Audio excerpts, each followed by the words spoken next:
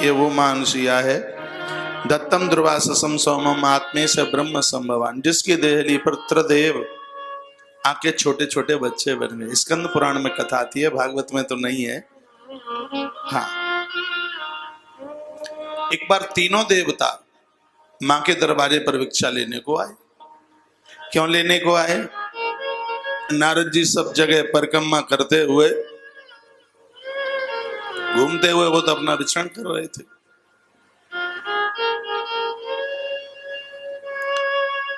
सो घूमते हुए वो नारायण के यहाँ आए। लक्ष्मी मैया ने भोजन बनाया। पूछा लक्ष्मी माँ ने कैसा बना है? लक्ष्मी मैया को लगा हम तो संपदा की मालिक ने, हम बिना यज्ञ न होते। लक्ष्मी के बिना कहाँ धन चाहिए। पता ही नहीं नारद ने तो ऐसा भोजन किया होगा कि नहीं। पूछा, देखिए हम किसी को बढ़िया खिलाएं अच्छी बात है, लेकिन किसी को कंगाल समझ करके खिलाएं ये ठीक नहीं है। दर्द समझ कर किसी को खिलाएं ये ठीक नहीं है। यह सोचिए कि मेरे भगवान इसके उदर में बैठ के भोग लगा रहा है। ठीक है, आज गरीबों का अपमान बहुत किया जाता है, बहुत ज्यादा। याचक, भिखारी, भिकमंगा, पता नहीं और क्या क्या शब्द यूज कर लेते हैं। लक्ष्मी मैया ने पूछा कैसा बना है? नारद जी बोले ठीक है। हल्के से मुंह में से कह दिया ठीक है। लगता है कि आप खुश नहीं है। क्या खुश है? तो ऐसा भोजन तुमने पहले किया कहीं? नारद जी बोले हाँ, चित्रकूट से आ रहे थे तो मां अनसुईया के घर में बड़ा स्वादिष्ट प्रसाद मिला। हम ते ज्यादा बढ़िया अच्छो बनाओ। हाँ, तुम ते अच्छो बनाए हो। कारण का ये उसका पातिव्रत व्रत धर्म है। ग्रंथ कहता है माताओं के जीवन में स्वच्छता पवित्रता होती है। अन्नपूर्णा की रसोई पीछे कर दें, प्रसाद में इतना स्वाद आता है। जब स्नेह से बनाती है, प्रेम से बनाती है, भजन समझकर नहीं, अपना भाग्य बनकर। भाग्य ये सोचे मेरे छोटे छोटे बच्चे ये क्या है, व्रत के गोपाल हैं, कन्हैया है, मैं बड़ भाग्यनी हूं उनके लिए कुछ करने को। बेटियों को समझे कि राधा है, दुर्गा है, उनके लिए कुछ करने को ये मुझे मौका मिला। खुश हो, प्रसन्न हो, तो ऑटोमेटिक उस प्रसाद में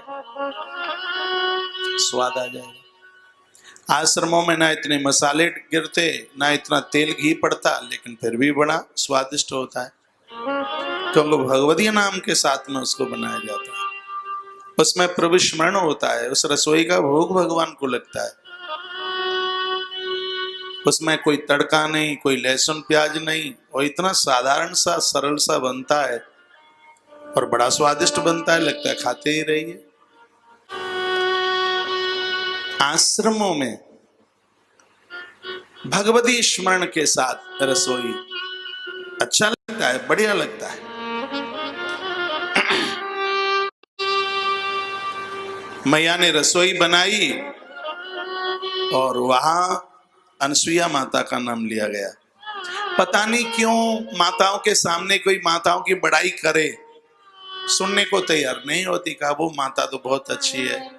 कही अरे काय की अच्छी है, नाक वाकी ऐसी है, थोड़ी टेढ़ी है, तो कहीं न कहीं से कोई न कोई कमी निकाल देगी। भगवान ने बड़ी योग्यता दी है पहचान करने की। कहेगी नाक तो धौंधा धन्नी है, बिल्कुल। सो जब अनसुईया मैया के लिए कहा तो लक्ष्मी माता का तो मुंह लटक गया, और इतने में नारद जी वहां से सरक लिए, ब्रह्मणी माता के पास पहुंचे। यही लीला वहां घटी।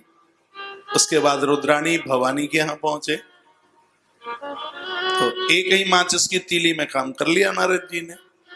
सो तीनों की तीनों देवियां मुंह लटकाए गए, सीधे कोप भवन पहुंच गई, रूठ गई भी तो। और तीनों ने के स्वामी आए। आदमी थोड़ा धन के बिना अपना कर लेगा कैसे भी, हाँ व्यवस्था कर लेगा, लेकिन जिस समय घर में नारी रूठे तो उसके लिए बड़ा मुश्किल है, बहुत मुश्किल। तीनों देवता आए सो तीनों देवन के मुंह लटके, हिम्मत तो परे नहीं तो पूछ लई कि का बात है। तीनों बोली बात ऐसी है, तुम्हें चित्रकूट जाना है। वहां कोई अनुसुईया नाम की स्त्री है और उसके धर्म को डिगाना है। भगवान धर्म डिगाएंगे, वो तो प्रतिज्ञा करते हैं कि धर्म संस्थापनार्थाय संभवामि युगे युगे। ये सिद्ध करके बता दिया कि अनुसुईया जैसी देवियों के धर्म को दुनिया की तो बात क्या है, ईश्वर भी छिन्न भिन्न नहीं कर सकता। तीनों देव चले और ब्राह्मण वेश बना लिया, पहुंचे। माम भिक्षाम देई, माता जी कंदमूल फल लेकर के आई, भिक्षा दी। मैया तो समझ गई तीनों देवता है, जाने लगे। मैया ने कहा कहां जाते हो, रुक जाओ। ये सब बड़ी फिजूल की बातें हैं। देवताओं ने कहा हे देवी तू अपने कपड़े उतार, उसके बाद हमें भिक्षा दे। ये अपने धर्म को सब बदनाम करने वाली बातें हैं। ईश्वर तो कहता है जीव को ये माया का आवरण तू ओढ़े है उसको उतार के रख दे, जो दिखावा है उसको उतार करके रख दे। बहुत समझने लायक ये बातें हैं। मैया ने देखा रे तो तीनों देवता हैं, तो और देवताओं ने कहा मैया भिक्षाम दे, तो मैया को लगा अब तो इनको बेटा बना ही ले। दुनिया को बेटा बनाने में माताओं के लिए बहुत अच्छा लगता है, यह उसका भाग्य है। अत्रि जी महाराज का कमंडल रखा था पास में, हाथ में जल लिया और कहे मेरे नाथ, मेरी आंखों में कभी कोई पराया पुरुष विकार के साथ ना कोई आके बैठा हो, तो इन तीनों देवताओं को छोटा छोटा मेरा लाल बना दो। इतना कहा, जल का छिड़काव किया तो तीनों देवता छोटे छोटे बच्चे बन करके उस घर में ऊ आऊ की आवाज भरने लगे। मैया ने तीनों को ले जा करके झूले में झुला दिया। संध्या के समय श्री अत्रि जी महाराज आए, उन्होंने बच्चों को देखा, पूछा ये कौन है, तो कहा ये सब आपकी तपस्या है, ये सब आपका प्रभाव है। जो ही नेत्र बंद किए और देखा ओ तीनों देवता मेरे घर के आके बालक बने हैं। ऐसा तो कोई अनुसुईया जैसी देवी ही कर सकती है, त्रिदेवों को अपना पुत्र बना दे। अनुसुईया का अर्थ है न सूयते यशसा अनुसुईया, जिसके अंदर द्वेष नहीं है, कलमस्ता नहीं है, विकार नहीं है, वासना नहीं है, ऐसी पवित्र बुद्धि को अनुसुईया कहते हैं। बुद्धि में पवित्रता होती है तब निर्गुण सगुण बनता है। अविनाशी उदरवासी जगत का पालक उस समय आके बालक बन जाता है। जब बुद्धि पवित्र होती है, जब वह वासना ग्रसित नहीं होती, तब उस निर्गुण को सगुण बनना होता है।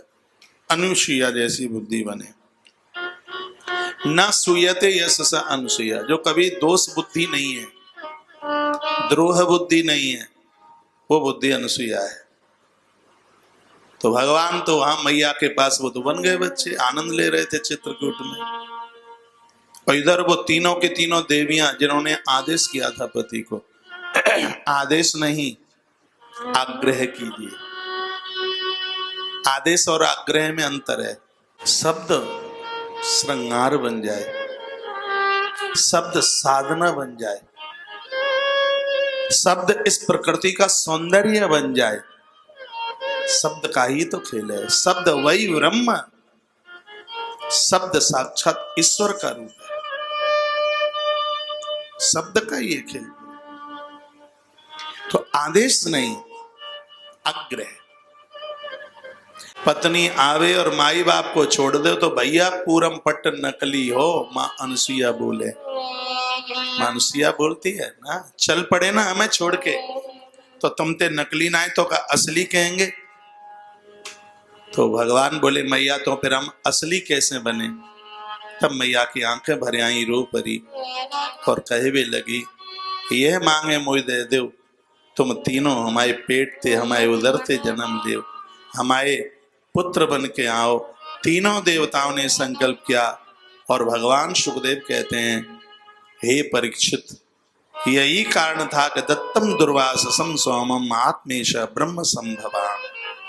इसलिए भगवान नारायण दत्तात्रेय के रूप में, शंकर जी दुर्वासा जी के रूप में, और स्वयं चंद्रमा विधाता ब्रह्मा स्वयं चंद्रमा के रूप में, नारायण दत्त भगवान के रूप में और महादेव दुर्वासा के रूप में मैया के यहाँ आकर के प्रकट भये।